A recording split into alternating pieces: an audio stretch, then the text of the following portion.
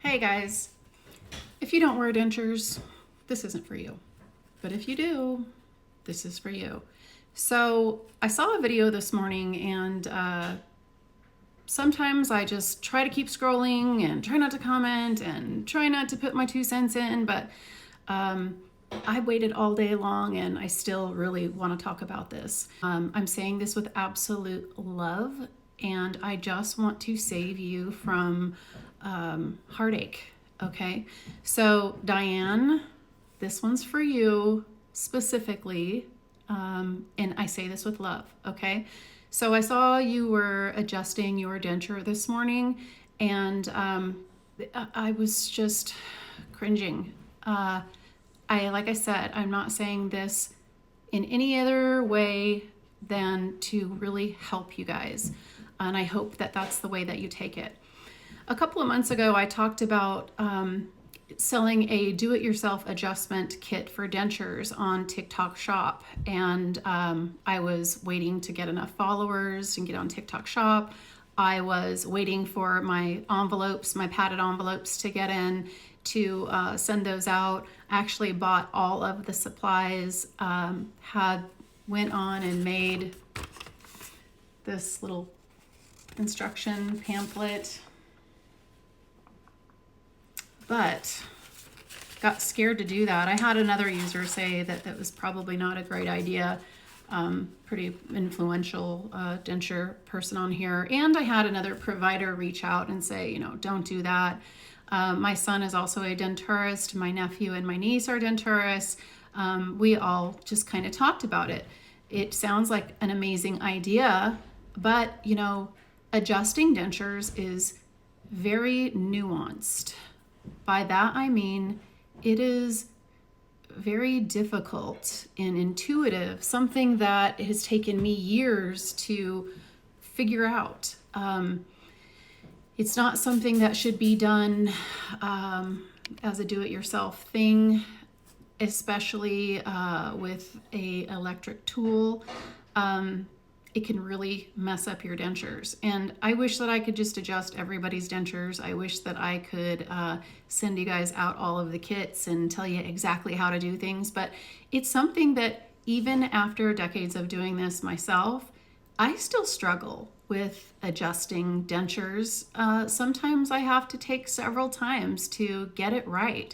And sometimes I have to really think outside the box in order to figure out how to adjust the denture without screwing the denture up.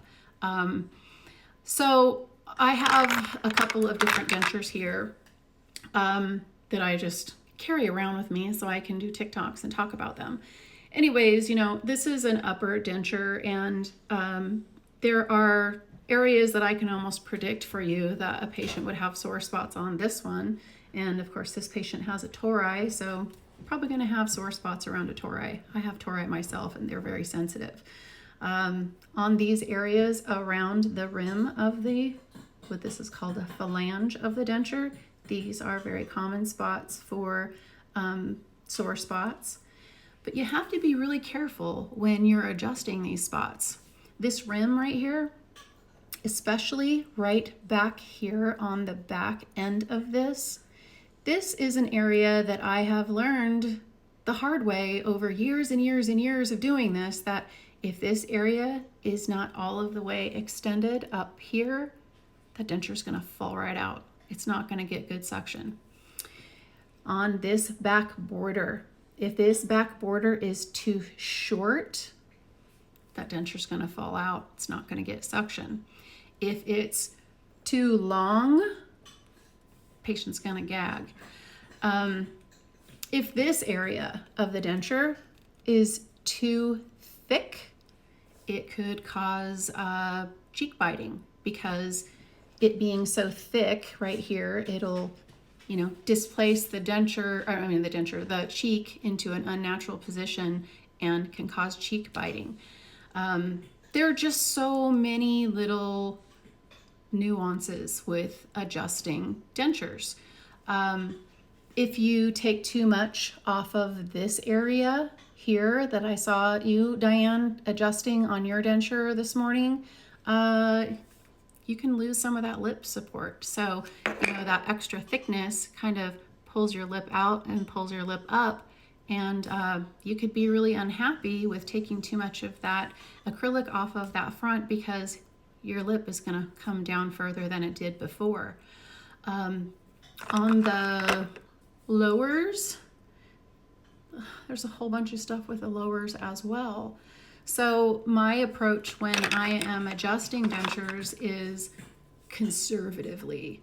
I tell my patients there is a fine line between a denture that is well-fitting and tight and one that is falling out and loose. And I approach that line very, very cautiously. So when I was trying to figure out a way to help you guys out, I came up with the idea of sending out this denture kit.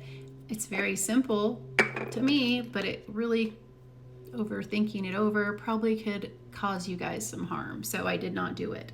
What it is this is a pressure indicating paste. This is something that is painted inside of the denture in just a layer, really even fine layer. And then the denture is put in the mouth and you bite together, put good pressure on that. And then you carefully take the denture out and you will see wherever it's rubbed away, that is the high spot. So it allows you to really zero in on the place that needs to be adjusted. This is a absolute amazing tool for anybody that is making dentures and adjusting dentures. This is a Dr. Thompson stick. It has a purple dye on the end of this little stick. This is what I use the most for adjusting people's dentures in my office. The mouth is tricky. So a lot of times a patient will, pop their denture right out when they come in for an adjustment and say, it hurts right here. And then they'll point to the denture and they'll point in a completely different spot in the denture because, it's kind of tricky. The denture goes in like this, but when you take it out of your mouth and you look at it, sometimes it's tricky to see where that correlates on the denture. So, and I'm telling you, it happens a bazillion times in my lifetime of making dentures. Patient will say, it hurts right here, so that should be right here. But the patient will say, it hurts right here. They'll take it out and they'll say it's on the opposite side. Not only that, but there are nerves that run the length of your jaw down here and on your maxillary area up here. The nerves are tricky too. You can have referred pain somewhere from that nerve and, it can be coming out right here that you feel it, but it could be being caused by something over here. The denture could be too tight on this side and it could be inflamed and pulling the denture over this way and causing a sore spot over on the other side. So, my thing is I always want the patient to have the denture in when they come into the office so that I can get my flashlight, look in their mouth, look everywhere, not just where they say that it hurts, but everywhere in their mouth to see where that inflammation is, where the little capillaries are lighting up in their mouth so that I can zero in on that area that needs an adjustment. The reason I'm getting on here and telling you guys this is that I really caution you about adjusting your own dentures because it is even tricky for me. And this is what I do for a living. I'm an expert, and not to toot my own horn, but I feel like I'm really, really, really good at troubleshooting dentures and sore spots. And it's even tricky for me. So please be careful. I don't want to see you screwing your dentures up. These are very, very costly. These are an investment.